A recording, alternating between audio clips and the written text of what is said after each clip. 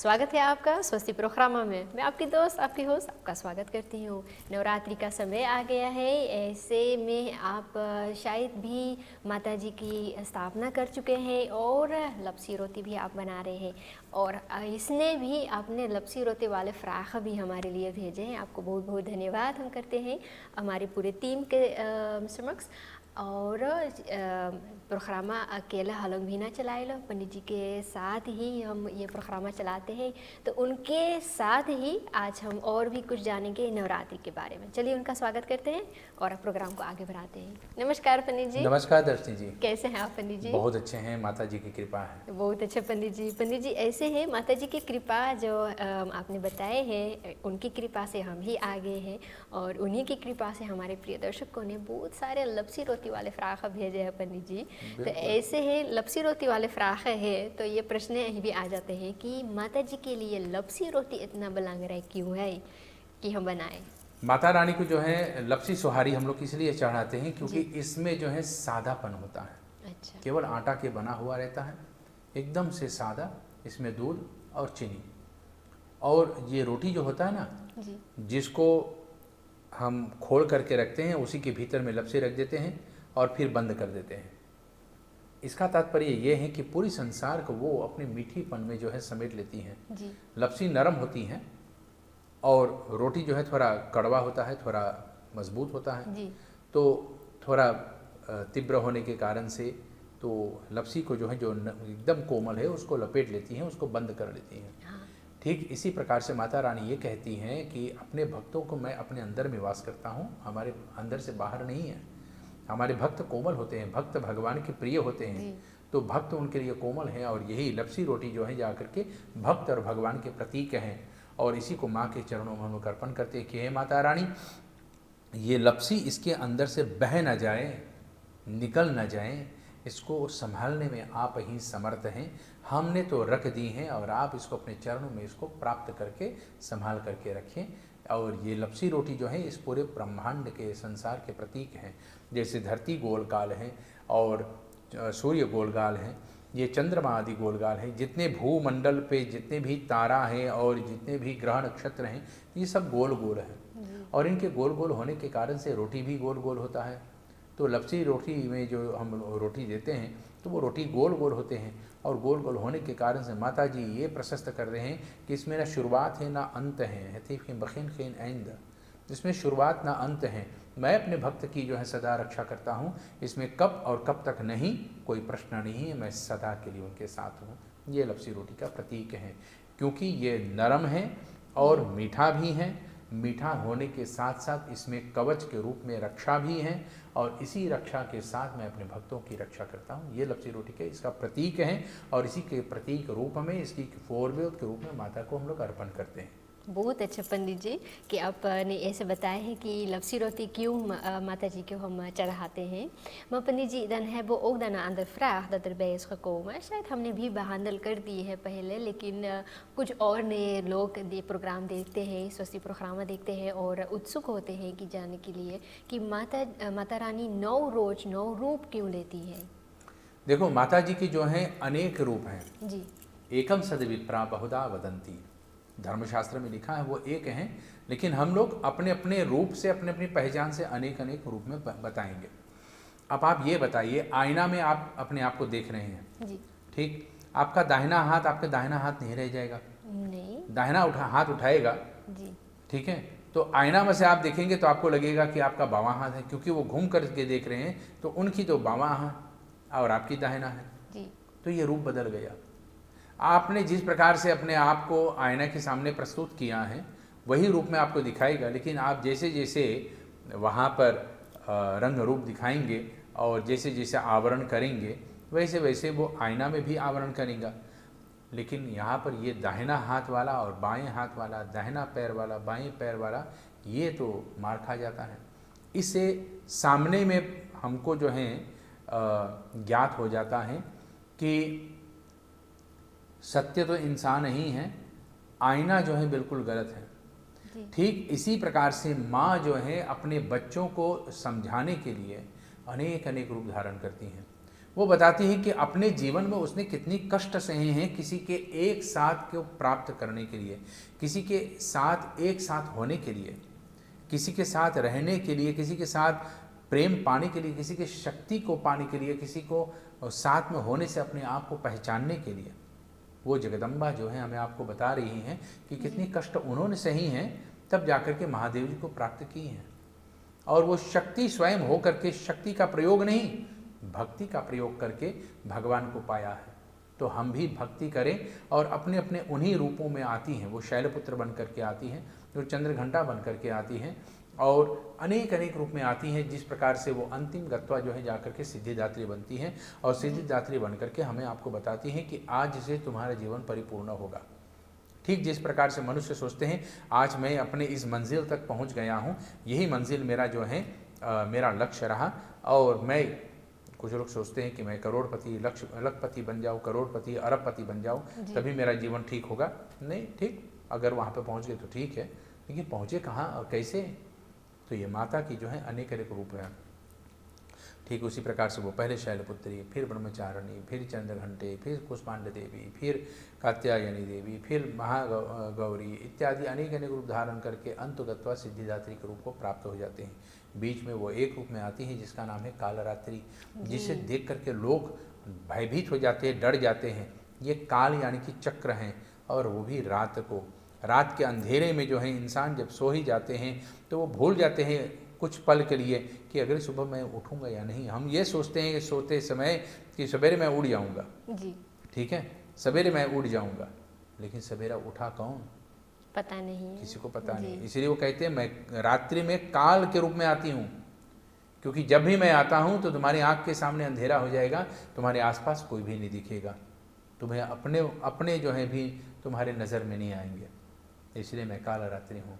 तो अनेक अनेक रूप में आती हैं हमें माया से छुड़ाने के लिए, मोह माया से मुक्त करने के लिए, ऐसे ऐसे रूप में जगदम्बा आती हैं, परंतु मनुष्य समझे तभी तो ना। जी, बहुत अच्छा। Maar Pandit ji, is het zo dat ik in Navraten, हम के चाहिए के जाए के मंदिर जाए के, is het zo dat ik alle 9 dagen dat ik naar de mandir moet gaan, of als ik thuis mandir heb, dan moet ik wel alle 9 dagen tenminste een diya aanmaken? आजकल लोगों के अंदर में एक प्रकार के डर बैठा हुआ है कि अगर मैंने ये नहीं किया तो मेरे साथ ऐसा होगा, मैंने वो नहीं किया तो मेरे साथ वैसा होगा। भगवान किसी को दंड नहीं देता है। भगवान का पहला काम है अपने बच्चों का ख्याल रखना जी, लेकिन वो किसी को दुख नहीं देता, वो सुख भी नहीं देता है। सुख और दुख हमारे कर्म का फल है। अगर मैंने आपको उठा दिया, आप रूठ गए हमसे, जी, तो आपकी वाणी जो है धनुष बाण बन करके हमारे ऊपर बरसेगा, ठीक है, जी, तो वो हमारा कर्म हुआ। दुख का कारण मैं बना, क्योंकि मैंने आपको जो है ठीक से आदर नहीं किया। और अगर आपको मैंने जो है इतना प्रशंसा कर दी है कि आप जो है गुलाब के फूल से उठ करके कमल के फूल पर बढ़ गए और भगवान बन गए, तो इसका प्रसन्नता होने के कारण से, प्रशंसा करने से भी आप इतने प्रफुल्लित हो जाएंगे कि आशीर्वाद बरसाना शुरू कर देंगे। तो ये सुख हमारे लिए हुआ। तो हमारा ही कर्म हमको सुख देता है, हमारे ही कर्म हमको दुख देता है। और हम लोग क्या कहते हैं कि भगवान तूने मुझे कौन सा दुख दे दिया है, तूने मुझे क्या दे दिया। भगवान ना किसी को दुख देता ना सुख देता है, ये हमारा ही कर्म का फल है। और लोगों के अंदर में ये बढ़ गया कि अगर मैंने ऐसे नहीं की तो भगवान हमसे रूठ जाएगा, या मेरा धर्म अधूरा रह जाएगा, या मुझे मंदिर जाना चाहिए। मंदिर जाओ लेकिन प्रेम के साथ जाओ, जबरदस्ती के साथ नहीं। अगर आपको कोई जबरदस्ती कहता है कि आपको मंदिर जाना चाहिए, तो ऐसे व्यक्ति जो है धर्म से मुंह फेर लेता है, वो धर्म बदल देता है। वो अपने आप को सोचते हैं कि मुझे ऐसा धर्म नहीं चाहिए जिसमें इतनी जो है जबरदस्ती होता है, इतना जो है प्रतिबंध होता है। सनातन धर्म एक खुला हुआ धर्म है। लोग कहते हैं इसमें जो है बहुत नियम है, बहुत ये है, बहुत वो है, इसलिए मैं अपना धर्म परिवर्तन करता हूँ। नहीं, बिल्कुल नहीं। सनातन धर्म में आपको छूट है, जो आप करेंगे वही आप बोएंगे, वही आप बोएंगे, वही आप काटेंगे। ये आपका कर्म है, और आप इस कर्म के आधार से अपने सुख और दुख के स्वामी खुद बनेंगे, स्वयं बनेंगे, कोई और नहीं। तो भगवान को क्यों दोष दे रहे हैं?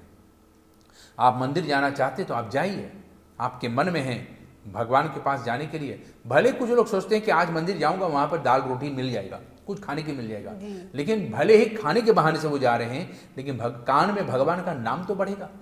कुछ अच्छा भजन सुन लिया, दिमाग में कुछ अच्छा ट्रिगर हो गया, कुछ अच्छा वचन कथा सुन लिया, उसके मन में जिज्ञासा उत्पन्न हो गया, अरे आज पंडित जी ने ऐसे बोला है, कल और क्या बोलेगा, कल और सुनने की इच्छा हो रहा है, तो वहाँ पर उसके अंदर में उत्सुकता जागेगा। उत्सुकता माने इंटरेस्ट, उसके अंदर में इंटरेस्ट होगा, जिज्ञासा होगा, और उसी जिज्ञासा के साथ, उसी उत्सुकता के साथ वो मंदिर में फिर जाएगा। एक बार नहीं, बार बार जाएगा, लेकिन जब भी जाए प्रेम के साथ जाए। भले ही कोई बहाना है, भले आपके मित्र कह रहे हैं कि भाई आज मैं मंदिर जा रहा हूँ, तुम मुझसे मिलना चाहते हैं, देखो मेरे पास समय नहीं, तुम मंदिर में आ जाओ, वहाँ पर मिल लेंगे, ठीक है। आप मित्र से मिलने के बहाने तो मंदिर गए, और वहाँ पर आपको अच्छा कथा सुनने को मिल गया, जिससे आपके पिछले जन्म की कई पाप जो है उस कथा के सुनने से मिट जाता है। क्योंकि कथा में जो है बनावटी कथा तो नहीं सुनते हैं, पुराण की कथा, वेद की कथा जो पंडित जी वहाँ पर अध्ययन करके हमको आपको सुनाते हैं, वही कथा हम सुनने को पाते हैं, और उसी कथा से हमारे पिछले जन्म के कई पाप मिट जाता है। और वहाँ पर पाप जब मिटता है, आँख के सामने से जब पर्दा हटता है, तो हमें दुनिया जो है, संसार जो है एकदम स्पष्ट रूप से दिखाई देता है। आँख के सामने से जब पर्दा हट गया तो हम बोलेंगे, ओ हाँ, ये देखो, ये हरा रंग है, ये लाल रंग है, ये नीला रंग है, ये पीला रंग है, ये ऐसा है, ये सुंदर है, ये काला है। ये सब हम उसी समय कह सकते हैं जब आँख के सामने से पर्दा हट गया। ये पर्दा हटेगा कब? जब हमारे अंदर की पाप जो है शांत हो जाएगा, हमारे आपके अंदर में जो पाप है वो नष्ट हो जाएगा। वो पाप कब नष्ट होगा? जब देवालय में, देव मंदिर में हम जाएंगे। और देव मंदिर में कब जाते हैं? जब हमारे अंदर में प्रेम होगा। हमारे अंदर में जब प्रेम हो गया किसी के प्रति ही भले, लेकिन मंदिर में गए तो ये प्रेम के कारण से हम मंदिर में गए, तो जब भी जाए प्रेम के साथ जाए, भले मिलने के बहाना किसी और के साथ रहा। चंचुला की कथा आप सुने होंगे। नहीं पंडित जी बताइए। चंचुला एक ऐसी देवी हैं, भगवान शंकर की भक्ति कर रहे थे, लेकिन माया में पड़ने के कारण से भूल गए। एक दिन भटकते भटकते बीमार हो गए और जो है घर से बेघर हो गया, सड़कों पे रहने लगे। तो उनको जो है जब जोर से ज्वर यानी कि बुखार आया, तो एक मंदिर के सामने जा करके बैठ करके और वहाँ पर सुन रहा था कि एक पंडित जी कथा सुना रहा था। उसके अंदर में ये तुरंत ये ज्ञान आ गया कि ओहो, मेरे दुख के कारण तो यही है कि मैंने भगवान का सुना ही नहीं। फिर अपने मन की परिस्थिति, अपने मन की सब बात उस पंडित जी को सुनाया, और पंडित जी ने बोला कि मैं तुम्हारे लिए रास्ता खोलूँगा, मैं तुम्हारे लिए भगवान से प्रार्थना करूँगा। उनको कथा सुनाया, उनको उनके प्रति भगवान से प्रार्थना की, और चंचुला को जो है जाकर के मुक्ति प्राप्त हो गई।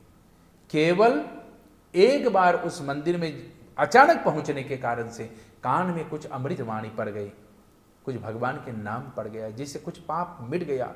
पाप के मिटते ही आंख से पर्दा हट गया, ज्ञान की दिया जो है प्रज्वलित हो गया, और ज्ञान के दीप प्रज्वलित होते हुए उसके अंदर में ज्ञान हुआ। सो चंचुला ने सोचा कि भाई मैं तो स्वयं अपने पाप को बटोर करके ही चल रहा था, जबकि पाप को दूर करने वाला, सहायता हाथ बढ़ाने वाला कोई और रहा, और मैंने उसका हाथ पकड़ा ही नहीं। इसलिए मंदिर जाते हैं कि कम से कम भगवान अपना हाथ बढ़ा दे तो मैं उसका हाथ भी पकड़ लूँ, और भगवान मेरा हाथ पकड़ ले तो मैं तो छोड़ने वाला नहीं। जी पंडित जी, घर पे हम अपन एक मंदिर प्रासी पे हम जो बनैली हैगा, एंड एस गाँव में भी मंदिर लगे हैगा, एंड अच्छा सवेरे रात और दिन तो अपन एक मंदिर में हम तो जाए, तो काहे के गाँव के मंदिर हम जाए? हमारे भगवान तो हमारे संग हमारे प्रासी पे बना। बात तो सही है जी। अपने घर पे देवी देवता है ही, मंदिर है ही जी, और गांव में जो मंदिर है तो उस मंदिर में भी जाना चाहिए। तो कहने के तात्पर्य ये है, मैंने संग की हैं अपने घर के मंदिर में, मैंने केवल संग की हैं, भगवान के साथ संग की हैं। लेकिन मंदिर में जाते हैं, गांव के मंदिर में जाते हैं, तो वहाँ पर सत्संग होता है। वहाँ पर एक नहीं बहुत से लोग मिले हुए रहते हैं, और सब जो है उसके मन में यही भावना है, यही प्रेम है, यही चाह है कि मैं भगवान के लिए सब कुछ समर्पण कर दूँ। यही सत्य है। सत्य व्रतम सत्य परम त्रिसत्यम सत्यस्य योनिम निहितम च सत्ये सत्यस्य सत्यमृतात्मकम त्वाम शरणं प्रपन्नाः।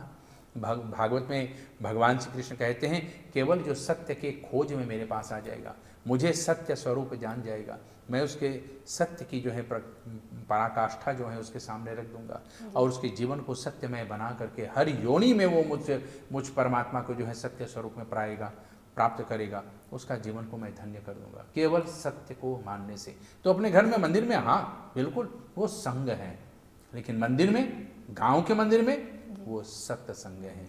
संग में अकेला ही रहता है व्यक्ति, सत्संग में पूरा संसार की झमेला होता है।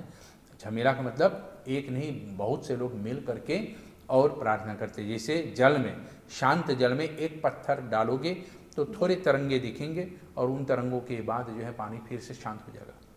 लेकिन पत्थर एक नहीं अनेक उसके ऊपर बिकते जाएंगे, डालते जाएंगे जल में, तो वो पानी में तरंग एक नहीं बहुत से तरंग आएगा। तो ऐसे अकेले में भगवान से प्रार्थना करने से थोड़ा से उसमें तरंग आएगा, थोड़ा से वाइब्रेशन होगा। लेकिन जहाँ पर बहुत से लोग मिल करके मंत्र बोल रहा है, पाठ कर रहा है, आरती कर रहा है, विधान का पालन कर रहे हैं, विधियों का नियमों का पालन कर रहे हैं, वहाँ पर अनेक अनेक तरंग होते हैं, वह पुकार और दूर तक जाते हैं। इसलिए हम सत्संग करते हैं, इसलिए हम मंदिर जाते हैं। जी पंडित जी, कुछ आजकल ऐसे भी होते हैं कि कुछ लोग मंदिर जाते हैं ये जानने के लिए अचना नवरातन है बिहान कौन कपड़ा के कलर हम पहनक हो, अच्छा। और ताकते हैं अच्छा आज ऑरेंज कलर आपने प्रिय है, अब कल तो वाइट कलर के हम पहनेंगे, तो देखते हैं कि कौन सा कलर पहनेंगे। तो ऐसे भी होते हैं पंडित जी, कुछ लोग जानना चाहते हैं कि ये कलर का, ये रंगों का महत्व ये क्यों है, माता जी से रिलेटेड है। देखो, आपको कपड़े पहनना है, आप कपड़ा पहनिए जी। आपको जो है सजना है तो आप भगवान के लिए सजे। जी। आपको जो है केवल इतना ही ध्यान रखना है कि काला और नीला हमें पूजा के समय नहीं पहनना चाहिए।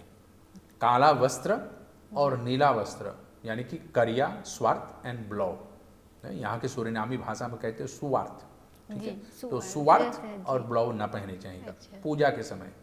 बाकी कोई भी रंग पहन करके आप भगवान के पूजा में बैठ सकते हैं। आपको सजना है भगवान के लिए, अपने लिए थोड़ी। आप भगवान के लिए सजो। आप न्योता जा रहे हैं घर से, तो न्योता में किसके लिए आप सज रहे हैं कि लोग आपकी तारीफ करें, आपके कपड़े की तारीफ करें? अरे एक बार भगवान के लिए सजो, और भगवान के लिए जो सजता है भगवान उसके जीवन में जितने भी कांटे होते हैं वो सब दूर कर देते हैं। तो यहाँ पर अब जो वस्त्र के रंग के बारे में पूछे गए हैं, तो देवी अनेक अनेक रंग में, नौ रूप में, 9 वस्त्र के आधार से हमारे सामने आती हैं जी। हमें जो है भगवती को केवल प्रसन्न करना है, तो हमारे यहाँ पर केवल 3 प्रकार के वस्त्र बताए गए भगवान के सामने पहन करके और बैठने के लिए। पुरुषों के लिए या तो सफ़ेद, या तो पीला, या तो लाल। देवियों के लिए जो है अनेक रंग बताए गए हैं सिवाय काला और नीला छोड़कर। तो आप कोई भी रंग में आइए, लेकिन ये मत समझना कि आज माता की रंग लाल होगी तो हमको भी लाल पहनना चाहिए। नहीं, आज माता की रंग लाल इसलिए हैं क्योंकि वो संसार के लिए जो है पक रही हैं, संसार की सारी बोझ अपने ऊपर ले रही हैं।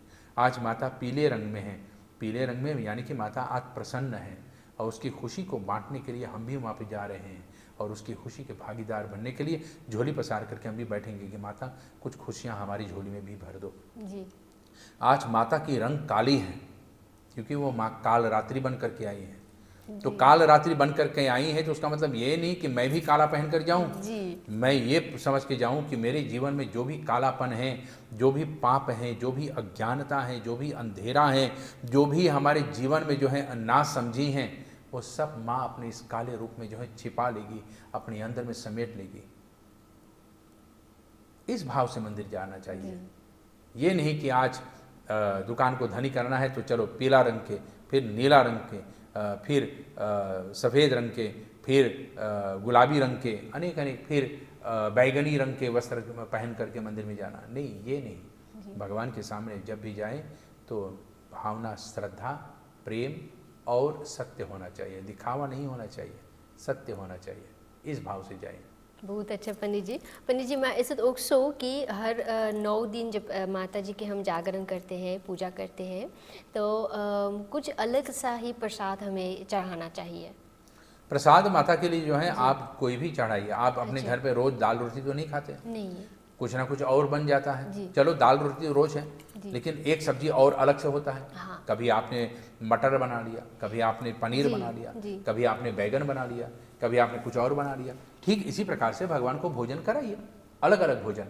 आज आप जो है भगवान को बर्फी चढ़ा दो, माता को बर्फी चढ़ा दो, जलेबी चढ़ा दो, जी, फिर लपसी रोटी। लेकिन कुछ सिंबॉलिक नहीं होते हैं, जैसे माता शैलपुत्री के लिए तो उनकी जैसे भावना होती है, वो क्या हमें समझाना चाहती है और बताना चाहती है. Dan in het symboolvorm van माता Shailputri is er niet iets speciaals dat we voor haar moeten वो bereiden? भक्तों के ऊपर लागू होता है ना। अच्छा. शैलपुत्री माता पर्वत पे रहती हैं, जी. पर्वत पे रहने के कारण से माता को जो है केवल फलाहार मिलता है और फलाहार खाती हैं, तो यहाँ पर माता को जो है फल देते हैं।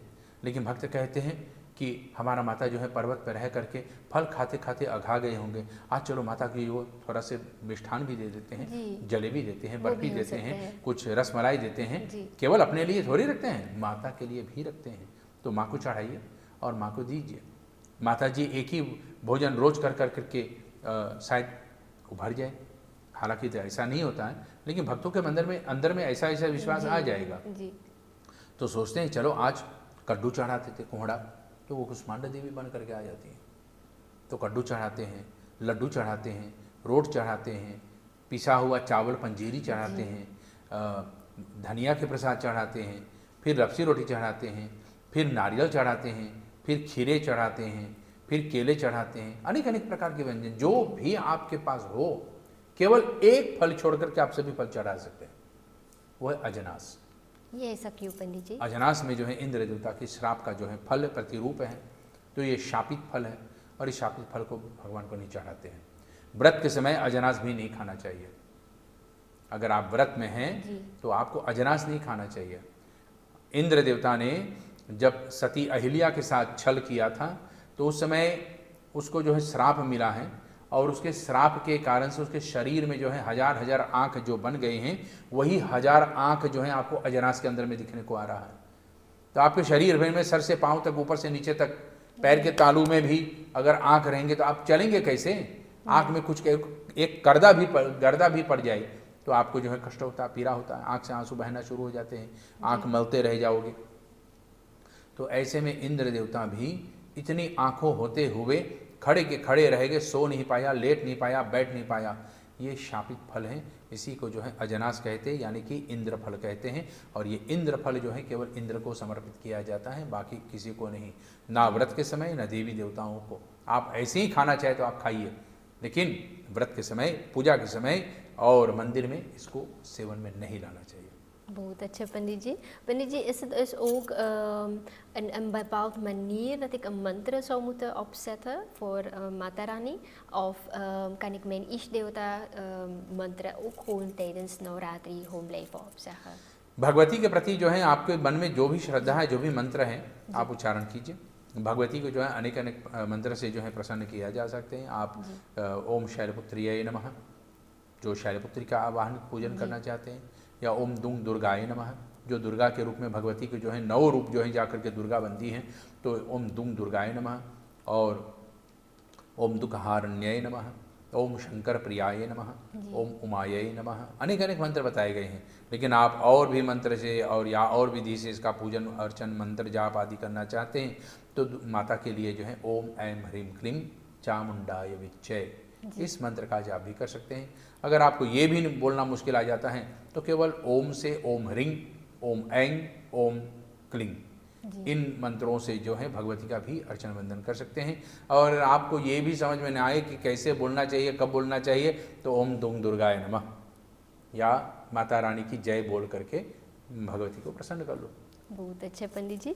पंडित जी, dan wil ik eigenlijk nog richting naar iets anders daarbij gaan. Want standaard de vraag dat er ook bij den is कि कुछ महिला अपने महीने के समय भी हो जाती है en dan kunnen ze dan eigenlijk niets meer doen, लेकिन माता जी के भक्ति इतना है सबन के कि सबन न मांगे कि van ja, ik wil dit moment niet voor zo voorbij laten gaan. Wat kan ik nog in zo'n periode dan doen, पंडित जी? एक व्यक्ति हैं जो यूट्यूब पे आजकल वीडियो डाल रहा है कि और कह रहे हैं कि स्त्रियां अपनी मासिक श्राद्ध के परिस्थिति में हो करके भी मंदिर जा सकती हैं, देवी देवताओं का पूजन कर सकती हैं और भगवान को जो है स्पर्श भी कर सकते हैं। ऐसा मूर्ख लोगों की बातों में बिल्कुल मत आइए, क्योंकि जो लोग इस बात को कह रहे हैं वो तो स्वयं डूबे हुए हैं और जो डूब गए हैं वो आपको भी डुबा ही देगा। जो माइयाँ बेटियाँ अपनी जो है मासिक स्राव में यानी कि महीना वाली बीमारी में पड़ गए हैं, वो अपने घर में एकांत कोने में बैठ करके भगवान की जो है, भगवती का जो है मन ही मन में ध्यान कर सकती हैं, मन ही मन में जो है माला जाप कर सकती हैं। हाथ से माला जाप ना करे, भगवान को अपने हाथ से ना छुए, मन ही मन में जो है भगवान की पूजन करे, भगवती की पूजन करे, मन ही मन में मंत्र जाप करे, मन ही मन में चालीसा पाठ करे, या मन ही मन में जो भी आपको जो है माता के प्रति श्रद्धा है, बोलना है, प्रार्थना है, करिए। लेकिन मंदिर में जाना नहीं है, आपको भगवान को छूना तक नहीं है, आप प्रसाद में भाग नहीं ले सकते हैं। प्रसाद आप पा सकते हैं लेकिन चढ़ा नहीं सकते हैं। और उस समय जब तक आप शुद्ध स्नान ना कर ले, जब तक आपका ऋतु स्नान ना हो जाए, यानी कि 5वां दिन का स्नान ना हो जाए, तब तक आप जो है मंदिर में जाने के योग्य नहीं हैं। और इसका कारण ये नहीं है क्योंकि आप स्त्री हैं और आपका निरादर हो रही हैं, कारण ये है कि आपके शरीर से रक्त की चाप बह रही हैं। जब हमारे हाथ में एक उंगली कटी हुई है और उससे खून निकल रहा है, रक्त निकल रहा है, तो भी मुझे एक पुरुष होते हुए भी भगवान के चरणों में फूल चढ़ाने का अधिकार नहीं है, जब तक ये घाव भर नहीं जाता है। तो जब पुरुषों के लिए रक्तचाप जो है, रक्त बहाव जो है, ये भी उपलब्ध नहीं है, इस प्रकार से उनको ये कार्य नहीं करना है, तो स्त्रियों के लिए कैसे है? ये दोनों के लिए सेम टू सेम होगा, एक ही बराबर लागू होगा। ठीक इसी प्रकार से मनुष्य को ये समझना चाहिए, हमें पवित्र होकर के भगवान के सामना करना चाहिए, अपवित्र होकर नहीं। और जब अपवित्र परिस्थिति में द्रौपदी जी को देखो, कुछ लोग कहते हैं द्रौपदी जो भी राजसभा में जो है अपने मासिक श्राद्ध के समय आई हैं, वो आई नहीं, उसको लाई गई हैं। दुशासन ने उसकी बाल पकड़ करके उसको खींच करके लाई है। और जब देवी का अपमान होती हैं तो वो महाकाली बन करके पूरे वंश पर जो छा जाती हैं और वंश को ध्वस्त कर देती हैं, नष्ट कर देती हैं। वही कौरवों के साथ हुआ महाभारत की लड़ाई में।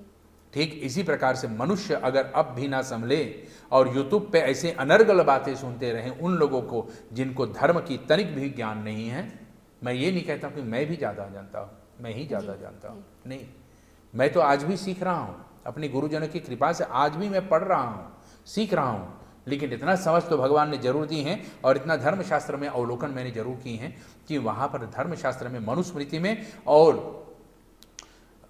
धर्म सिंधु में लिखा है, मासिक श्राद्ध वाले जो हैं ऐसे परिस्थिति में मंदिर में ना जाते हैं, ना फूल में हाथ लगाते हैं, ना पूजा के सामग्री में हाथ लगाते हैं, ना प्रसाद में हाथ लगाते हैं, ना ही भगवान को हाथ लगाते हैं। तो आप भगवान को हाथ ही नहीं लगा सकते हैं, ना लगा सकते हैं, तो उनकी सामग्री में हाथ कैसे लगाएंगे? जी, लेकिन पंडित जी ऐसे भी एक समय होता है कि जब एक स्त्री अपन बच्चा वो गर्भवती होती है और बच्चा आ गया है एंड नवरात्रि के समय होते हैं, खुशी का मौका होता है, बच्चा भी है और navratri भी है. Maar dan nog is ze niet eigenlijk toegestaan om met navraten dan ook mee te doen, panditji. Hoe kan ze op een andere manier kan een moeder dan nog steeds navraten op die nog steeds vieren? वो माता अपने घर में जो है मानसिक स्वरूप में वो स्वयं जगदम्बा बन जाती है जी. मन ही मन में, जैसा भी मैंने बताया है कि अपनी मन ही मन में भगवती का जो है अर्चन बंधन कर सकती है, वो करे, उसमें कोई रुकावट नहीं है। भले ये सौरी की परिस्थिति है और जन्मजात सूतक ही हैं, सूतक में जो है मानसिक पूजन करने से कोई दुख नहीं होता, वो भले मरण सूतक हो या जनन सूतक हो, दोनों सूतकों में किसी भी प्रकार से मानसिक पूजन करने से कोई आपको रोक नहीं सकता है। वो मन ही मन में आप भगवान के कहीं पे भी एकांत में याद कर लो, उसमें कोई रुकावट नहीं है, ना तो जन्म वाला सूतक में और ना ही मरण वाला सूतक, जिसको जनन सूतक और मरण सूतक कहते हैं। ठीक वह माता जो है अपने घर में अपनी आराम सैया पे पड़े हुए या अपने बच्चों के साथ पड़े हुए वहाँ पर भगवती को जो है स्मरण कर सकती हैं, याद कर सकती हैं। उसके छठे ही दिन जब छठी होती हैं तो कात्यायनी देवी की पूजन होती हैं, क्योंकि छठी देवी कात्यायनी देवी है नवरात्रि में। तो छठी जो है माता कात्यायनी देवी है और यही कात्यायनी देवी जो है छठी देवी होकर के बच्चों की जो है, जिसको हम लोग कहते हैं छठी है, छठी पूजा होता है। कुछ लोग कहते हैं हमारे यहाँ छठी पूजा होता है तो बच्चों के जो है हाल बिगड़ जाता है, परिवार में ये हो जाता है, वैसा हो जाता है। ये सब बकवास है, स्पष्ट रूप से मैं कहता हूँ ये सब पाखंड है, क्योंकि ना करने का जो है चाह, नया चीज़ नहीं करना है, ये नहीं करना, वो नहीं करना, ऐसा जो है उसके अंदर में आ जाता है। ये सब बकवास है। छठी देवी के पूजन करने से, देवी देवताओं के पूजन से किसी का ना हानि हुआ है ना ही हानि होगा। और ना ही कह सकते कि मैं नया चीज़ कुछ कर रहा हूँ, क्योंकि जब से ये प्रकृति है तब से ये छठी पूजन का परंपरा है। तो भगवती का जो है हम लोग अर्चन बंदन नहीं करते हैं, ये अलग बात है, लेकिन नया चीज़ तो नहीं है। और छठी देवी के रूप में जो है वो देवी स्वयं दुर्गा कात्यायनी बनती हैं, और उस दिन भी उसकी जो है जाकर के पूजन होती है। माता की जो है उस देवी को जो है सुहागिन स्त्रियाँ जो है उसको तिलक आदि लगाते हैं, तिलक लगा करके उनकी आदर करते हैं, आरती उतारते हैं, सत्कार करते हैं। बच्चों को जो है काजल लगाते हैं, बच्चों को जो है माला पहनाते हैं, मिठाई देते हैं, अच्छे अच्छे कार्य होते हैं, भजन होते हैं उस दिन। ये छठी पूजा है, कात्यायनी देवी है जो बच्चों की जो है रक्षा करने वाली है। और 40 दिन पर माता की जब शुद्धि होती हैं तो हमारे यहाँ पे हनुमान चालीसा 40, दुर्गा चालीसा 40, गणेश चालीसा 40, ये 40 दिन जो है मरण में और ये 40 दिन जनन में, दोनों में जो है लागू होता है। और यही 40 दिन में जो है इंसान शुद्धि को प्राप्त होता है। वास्तव में हम लोग को जो है देवी देवताओं के पूजन से पहले 40 दिन तक पहले जो है व्रत करना चाहिए, उपवास करना चाहिए, शुद्धता की जो है पवित्रता का ध्यान रखना चाहिए, घर की सफाई शुरू कर देना चाहिए 40 दिन पहले। अब तो लोग कहते हैं पंडित जी 3 दिन पहले जो है मांस मछली ना खावे ठीक रहेगा। अरे धत, तुमसे 1 सप्ताह भगवान के लिए छोड़ा नहीं जाता है तो तुम 3 दिन में छोड़ करके भगवान को कैसे पा जाओगे। जो लोग अपने भगवान के लिए मेहनत नहीं करना चाहते हैं और चाहते कि भगवान उसको भरपूर दे, तो कहाँ से होगा। पार्ट टाइम पूजा तो मैं कर रहा हूँ तो भगवान हमको भी पार्ट टाइम ही देगा ना जी। ठीक इसी प्रकार से भगवान के लिए पूर्ण रूप से आप कीजिए। चलो आपसे जितना समय बना आपने मनाया ठीक है, लेकिन ये ना समझे कि मुझको ऐसा ही करना चाहिए।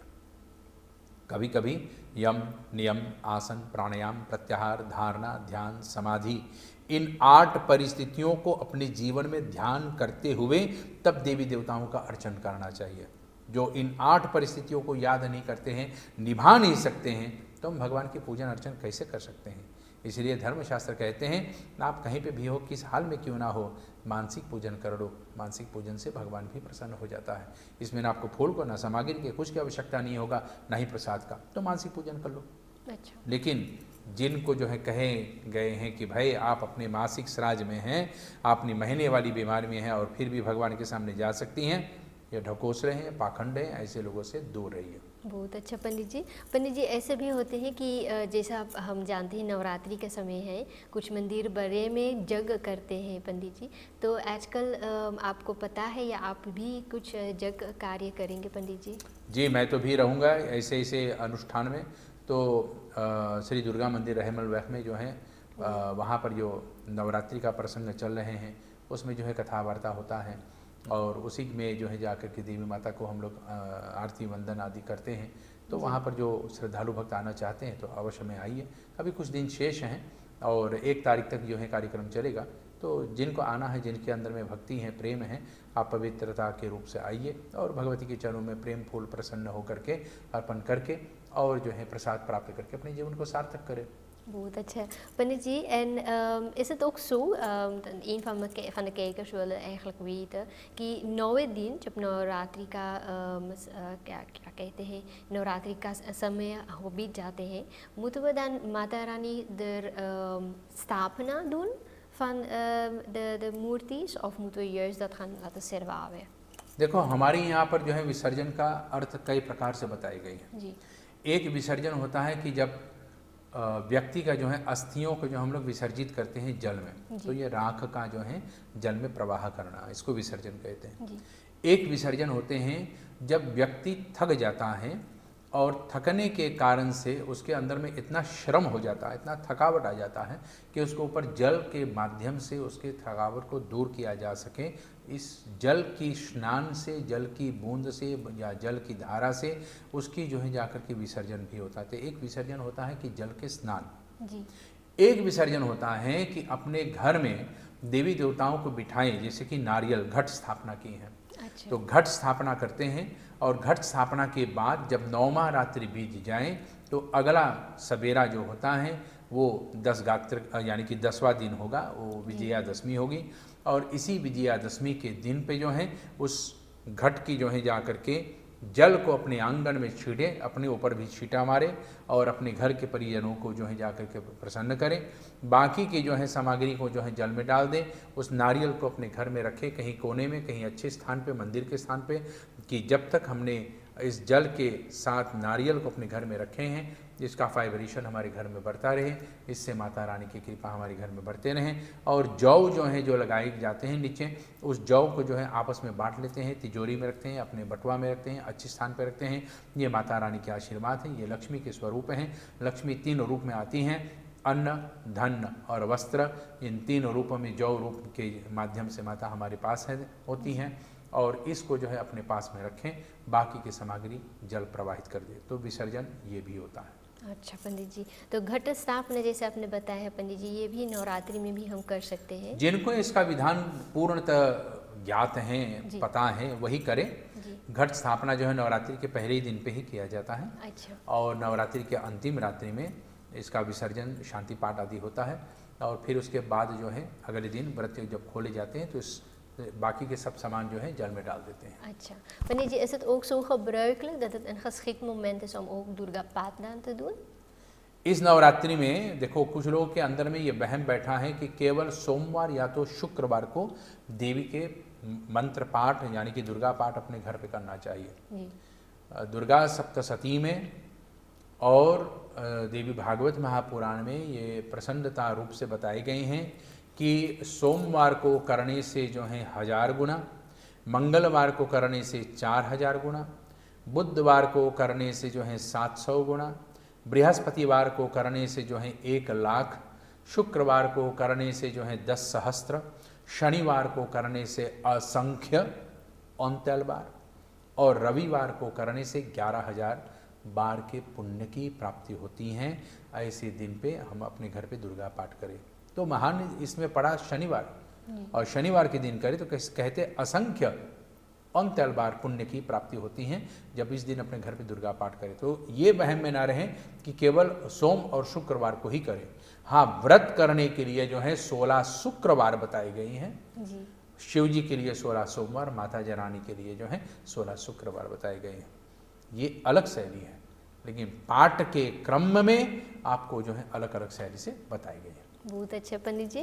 पंडित जी, ऐसे ही कि नवरात्रि के जैसे समय होते हैं, हमारे एपिसोड के भी कुछ ऐसे समय भी हो जाते हैं पंडित जी, लेकिन समय से पहले आपको हम ये एक गelegenheid देना चाहते हैं कि आप हमारे प्रिय दर्शकों को कुछ शुभ नवरात्रि प्रस्तुत कर सकते हैं, और उसके बाद अगर हम समय कुछ और बचेगा तो मैं भी कुछ बोल दूंगी पंडित जी। ठीक है जी, अगर मैं बचाऊं तो ना जी। प्रिय दर्शकों, जय माता दी। आप सबको नवरात्रि के जो है, इस शारदीय नवरात्रि के जो है अनेक अनेक बधाइयाँ, शुभकामनाएं। भगवती महारानी की जो है आप अपने घर पे या मंदिर में जाकर के जो पाठ, पूजन, अर्चन, बंदन, प्रसाद आदि से प्रसन्न करते हैं, आप इसको करते रहिए और प्रतिवर्ष करें। और न केवल करें, औरों को भी सिखावे कि क्यों करें, कैसे करें और आप क्यों कर रहे हैं, ये बताने का प्रयास करें। केवल अपने बच्चों को ये दिखाना नहीं कि हम कर रहे हैं इसलिए हमारा बेटा बेटी को भी करना चाहिए। उनको बताइए कि आप क्यों कर रहे हैं, माता रानी है कौन और माता रानी है किसके लिए, माता रानी महादुर्गा जी जो है आए संसार में क्यों, ये सब भी बताने का प्रयास करें। हम अपने बच्चों को अक्सर बता ही नहीं पाते हैं, इसीलिए हमारे बच्चे जो है पथभ्रष्ट हो जाते हैं, मार्ग से हट जाते हैं, मंदिर जाना छोड़ देते हैं। अपने बच्चों को आगे के धर्म के मार्ग पे चला करके प्रशस्त करेंगे, ज्ञान देंगे, तभी हमारे बच्चे भी मंदिर जाएंगे, ये धर्म को समझेंगे, पंडितों को वचन को समझेंगे, और तभी जानेंगे कि हम क्यों कर रहे हैं। इसलिए पहले जानो फिर मानो। आप जान लो क्यों, आप क्यों कर रहे हैं, माता रानी के पूजन क्यों कर रही हैं और माता रानी को प्रसन्न क्यों कर रहे हैं, ये पहले आप जान लो। ऐसा नहीं कि आप नहीं मांग सकते हैं, आप मंदिर जाइए, कुछ भी मांगिए माता रानी से, अपने लिए, अपने बच्चों के लिए, अपने घर गृहस्थी, कुटुंब परिवारजनों के लिए सुख शांति ऐश्वर्य मांगिए।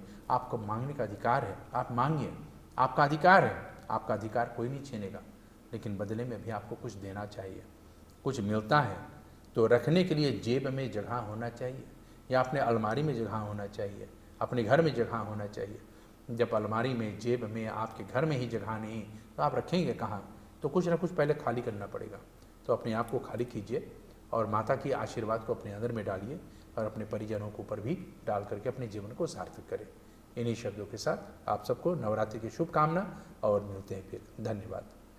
धन्यवाद पंडित जी, हम फिर मिलेंगे अगले हफ्ते। ठीक। तो प्रिय दर्शकों, आपने सुने हैं पंडित जी ने बहुत अच्छे से आपको बता दी है कि नवरात्रि हमें क्यों मनाना चाहिए और कैसे मनाना चाहिए और किस लिए भी manaना चाहिए. Dus ga ik niet nog meer aangeven. Wat u weet, Pandit ji heeft al het mooi gezegd. Het enige wat ik kan zeggen is Jai Mataji, हम फिर मिलेंगे अगले हफ्ते. नमस्कार.